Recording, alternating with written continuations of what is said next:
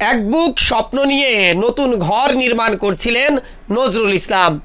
ভাবছিলেন আগামী কিছুদিনের মধ্যেই ঘর নির্মাণের কাজ শেষ হয়ে যাবে, এরপর পরিবার পরিজন নিয়ে স্বপ্নের সেই ঘরে বসবাস করবেন তিনি। কিন্তু ভাগ্যের কি নির্মম পরিহাস!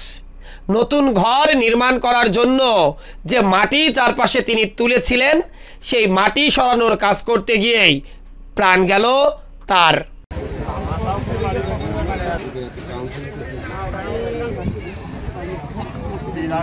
ঝিনাইদহের কালীগঞ্জে মাটি চাপা পড়ে বাড়ির মালিকের করুণ মৃত্যু হয়েছে।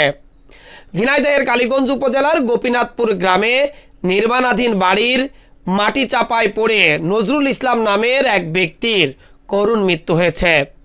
শনিবার দুপুর 1টার দিকে এই ঘটনা ঘটে।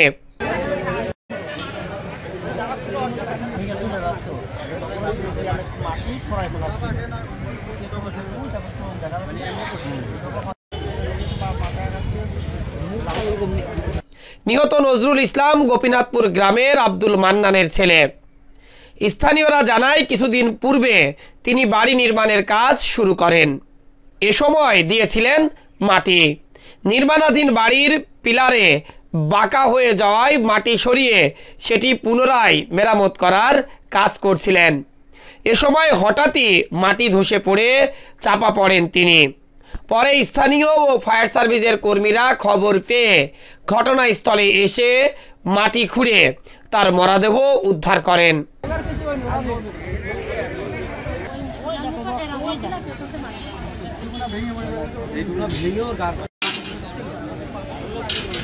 কালীগঞ্জ থানার ওসি শহীদুল ইসলাম হাওলাদার ঘটনার সত্যতা নিশ্চিত করে বলেন, বিষয়টি খুবই মর্মান্তিক।